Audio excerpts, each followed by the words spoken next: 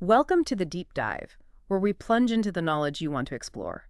Today, we're embarking on, a really fascinating journey into the ancient wisdom of yoga. Specifically, we're looking at how the sage Patanjali interpreted it. We're drawing from the Yoga, the Alpha, and the Omega series to unpack the 8 stages of yoga. You asked about this. And it's basically a systematic path to profound self-realization. Yeah, and what's truly fascinating here, is how Patanjali presents this. Our sources describe him as this unique blend, a genius logician, a genius poet, and a genius mystic. Mm-hmm. And he doesn't just offer philosophy, he lays it out like a step-by-step science, almost like a map for navigating your inner world. It's very much a gradual, practical path, not, some sudden elusive flash of enlightenment. Okay, let's unpack this core idea then, because it feels crucial for the whole journey. Patanjali famously states, yoga is the cessation of mind, then the witness is established in itself. Now that sounds incredibly radical, doesn't it? I mean, really stopping the Well, mind. it does sound radical. Our sources even quote him saying, throw this whole mind. Whatsoever it contains, it is useless. He even calls beautiful philosophies just rubbish. But surely it's not about just becoming, thoughtless in a simple way. Exactly, that's the key distinction. It's about going beyond the contents of the mind. All your beliefs, ideas, philosophies, whether they're about big things like religion or politics or just your shopping list. Patanjali isn't really concerned with the specific stuff in your mind. He's aiming for that no-mind state behind it all, that stillness. And all 8 limbs, or stages that he outlines, they're designed to gently guide us towards that pure witnessing consciousness, by gradually quieting all that mental noise. Right. So the 8 limbs are the map, essentially. Precisely. So if the ultimate goal is quieting the mind, the cessation, where does Patanjali tell us to begin? It's interesting because he doesn't actually start with physical postures, which is probably what most people think of when they hear yoga. He starts with these foundational principles, yamas and niyamas they're often called. Ethical guidelines, personal observances. It sounds like preparing the inner ground first. Yeah, exactly like preparing the soil. The sources really emphasize desirelessness as a primary step. And this is something cultivated through conscious effort. It's not about suppressing desires violently. It's more about transcending them by understanding your deepest nature, what the texts call Purusha, your true supreme self beyond the ego. Purusha, okay. The ultimate state is described as the cessation of all desiring. And there's this fascinating idea linked to it, that an enlightened person never dreams. Why? Because they are not missing anything. Whatsoever he wanted has happened. Can you imagine a state where your inner world is so complete there are no unfulfilled longings left to surface in dreams? Yeah, no dreaming because there's no lack. That's a huge concept. Yeah. So, okay, how does this foundational shift translate into, our everyday interactions, how we deal with other people? Well, the sources suggest a surprisingly specific approach for this, aimed at cultivating that tranquil mind. It's about being happy with happy people, friendly, compassion with the miserable, joy with the virtuous, indifference with the evil ones. Indifference to the evil ones. Yeah, it sounds a bit detached, maybe. But the idea isn't about moral judgment in the usual sense. It's more like a strategy, a way to keep your mind undisturbed by getting caught up in those strong negative reactions. Ah, okay, so it's pragmatic for your own inner state. Exactly. And tied into this foundational shift is brahmacharya. Now, this is often mistranslated simply as celibacy, but the sources clarify it's much deeper. It's not about repression. Right, not just bottling things up. No, it's described as a profound transformation. It's really about energy. When that vital energy, which often expresses itself as sexual energy, isn't consumed by outward desire anymore, it naturally takes a totally different form. It flows upward, you could say. This leads to a state of overflowing energy available for higher, more blissful states. The desire itself just disappears because the energy is being transmuted, used differently. Okay, transmuting energy, not suppressing desire. And connecting all this inner work, you mentioned discrimination or viveka is crucial too.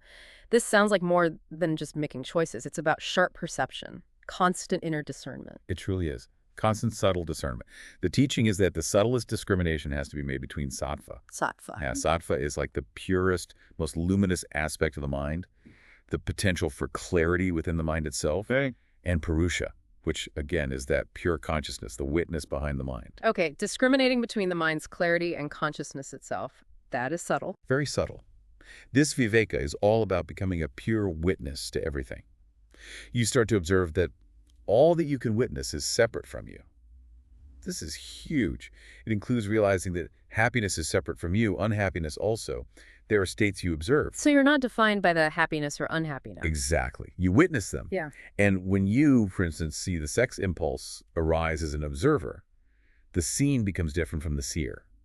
This act of witnessing creates separation from the impulse itself.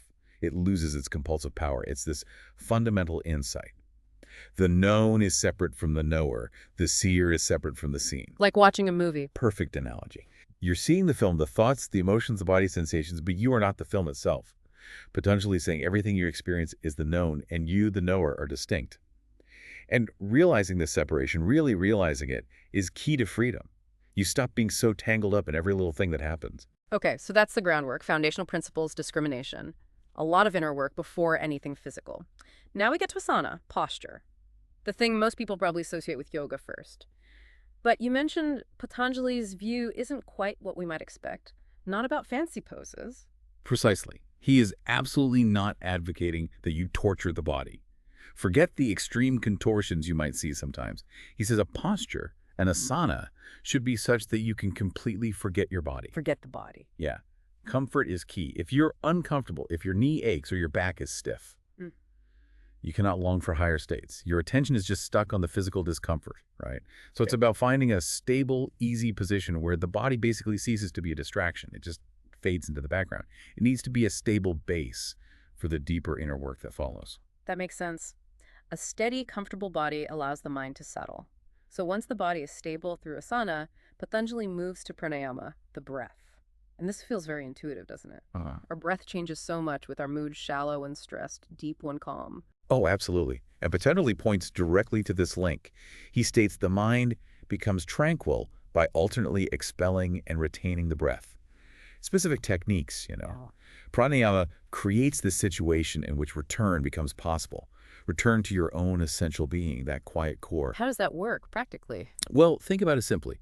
If you're angry, really worked up, and you consciously stop, and you just breathe in and out 5 times, suddenly the mind is with breathing. It has been diverted from the anger, hasn't it? Yeah, it breaks the cycle. Exactly. The source even mentions a specific subtle energy channel, the Kurmanadi, as the vehicle of prana, or life force. And it describes how by silently watching the breath's natural rhythm in this channel, without trying to change it, the yogi can become completely motionless, both physically and mentally. It shows that profound, direct link. Breath control leads to mental calm. Okay, body stable, breath calm. Now, this next one sounds like a big leap. Pratyahara. It's described as the 5th constituent of yoga, and it's about withdrawing the senses. In our world today, with phones buzzing, screens flashing, withdrawing the senses sounds, well, almost impossible. How does that even work? It is a big leap, and it sounds counterintuitive, I agree. It's called returning to the source. And it's defined as the restoration of the mind's ability to control the sense organs from their objects. The sources kind of lament that, you have senses, but you have lost sensitivity, and we're just overloaded. So it's not about becoming numb. No, not at all. It's about regaining mastery over the sense organs. It's not denying them, but not being ruled by them. Understanding that you can renounce them, meaning detach your identification from their constant input, and you can live still and live on a higher plane, living beyond their confinement. The analogy used is quite beautiful, persuading a seed to die. To die. Well, to let go of its current form, its seedness, so it can grow into a beautiful plant. It's that kind of leaps of faith, believing there's a richer life inwardly than what the ordinary senses constantly feed you. It's about consciously turning your awareness inwards, away from the external barrage. Okay, turning inward, mastering the senses, not being dragged around by them. Now we move into what Patanjali calls the internal limbs, right? Dharna, Dhyana, and Samadhi. These seem to build on each other, getting progressively deeper. It starts with dharana concentration. That's right. Dharana is the first step of these truly internal practices. It's defined as confining the mind to the object being meditated upon. Just one object. You repeatedly, gently bring your consciousness back to that single point of focus, like, say, the breath or a candle flame or a mantra. Like training a puppy to stay. Exactly like that. You're training the mind. This process helps break the unconscious habit of the mind of continuous flux, that endless chatter, jumping from one thought to the next. By unifying your attention on one thing, it leads to integrity and a kind of crystallization of consciousness. As the sources put it, you remain divided because your objects are divided. So focusing on one object starts to unify you. It's essential preparation. So dharana is the focused effort. Then comes dhyana, meditation itself. How is dhyana different? Is it just longer concentration? It's related, but it's a qualitative shift. Dhyana isn't just the effort of focusing on an object anymore. It becomes a state where the flow of awareness towards the object is unbroken, effortless. It's described beautifully as simply mirroring, not mirroring anything specific, but having the pure capacity to mirror reality without distortion. Ah, like a perfectly still lake reflecting the sky. Perfect. It's about achieving an oneness, a state of deep listening, heart to heart, depth to depth, being to being. A key practice mentioned is simply to be in a state of no thought and look at whatever arises internally, maybe anger, maybe joy, without analyzing it, judging it, or getting swept away. Just pure observation. Witnessing again, but maybe more sustained. Yes, sustained and effortless. And fascinatingly, the sources say an ultimate goal in this realm is sleep with awareness. Conscious sleep. Yeah, a state described as beyond mind. Imagine deep rest, but fully conscious. It even suggests meditating on knowledge that comes during sleep, bringing subconscious insights into conscious awareness, which can make you a realized man. Okay, that's deep. Conscious sleep. All right, the culmination, the final stage, Samadhi. This is the ultimate goal Patanjali described, where the mind truly ceases. What happens then? Well, we come back to his core definition. Yoga is the cessation of mind. Then the witness is established in itself. That's Samadhi. The sources describe different levels or flavors of it. There's Sampragnata, Samadhi. Yes, it means Samadhi with support or with seed. There's still a subtle, purified mind present. There's knowing, but it's crystal clear, undisturbed. But deeper still is Asampragnata, Samadhi. This is Samadhi without seed, with no mind at all. Though interestingly, the texts note that even here, subtle seeds of the past are retained by the unconscious. So it's a profound clearing, but maybe not a total wipe yet. Not a total blank slate necessarily, but the active mind is gone. So what's the absolute highest form then, when even those subtle seeds are gone? That leads to Nirvichara Samadhi. Nirvichara means something like beyond deliberation or beyond reflection. In this state, all thoughts cease. Consciousness is totally free to move and float without any mental structures or constructs. This is described as a moment when grace descends, when there's a dawning of the spiritual light. Why? Because fundamentally, consciousness is light. Pure awareness is its own light. Exactly. And in that state, direct knowledge is possible. Knowledge that isn't filtered through thought or perception, just pure knowing.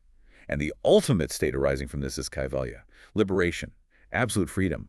This is obtained, the texts say, when there's equality of purity between the Purusha and Sattva. Ah, Purusha and Sattva again. Pure consciousness and the purest mind become one. Indistinguishable, yes. Yeah. And this complete liberation, kaivalya, also involves being non-attached to even these spiritual powers that might arise along the way. Like Sihi's special abilities. Precisely. Because attachment to anything, even amazing spiritual powers, creates bondage. It can, paradoxically, lead to the revival of evil if pride or desire creeps back in, so even the highest gifts must be held loosely. Wow, so even enlightenment requires non-attachment to enlightenment itself in a way. It sounds like a total union then, a complete synthesis. It really is. The sources explicitly call it the meeting of the two into one. They even relate it to what Christian mystics call unio mystica, that mysterious union with the divine, or the ultimate reality.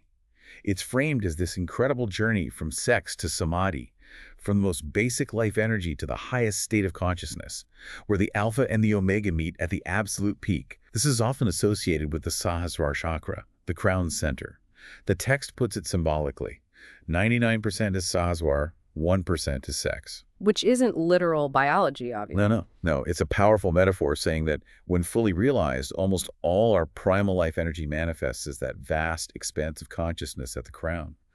Only a tiny fraction remains in its basic, unrefined form. It's the ultimate integration, the ultimate homecoming. What a journey. Seriously, from those foundational principles, desirelessness, discrimination through the body, the breath, the senses, all the way to concentration, meditation, and this ultimate absorption, samadhi. Patanjali really does give us an incredibly detailed step-by-step map for inner transformation. It's quite remarkable. It really is. And this whole process, fundamentally, it's about shedding layers, isn't it? Recognizing, as the sources say, that maybe everything that exists is a dream or maya, this illusion created by the mind's interpretations. And the goal is freeing yourself from being trapped, either by external reality or, more subtly, by your own mind's creations. And Patanjali is seen as more practical than perhaps some other mystics because he truly starts from where you are. He gives you achievable steps. Right, it's not just pointing at a distant peak, it's showing you the path step by step. So, wrapping this up, what does this all mean for you listening right now? It potentially describes the average mind, maybe our minds, as, frankly, mad, with absurd, inconsistent, unrelated fragments. And he suggests we need to essentially throw this whole mind away to find deeper truth. What does that imply about how we usually seek knowledge? About what it means to be well-informed? That's the provocative question, isn't it? It really challenges our usual assumptions.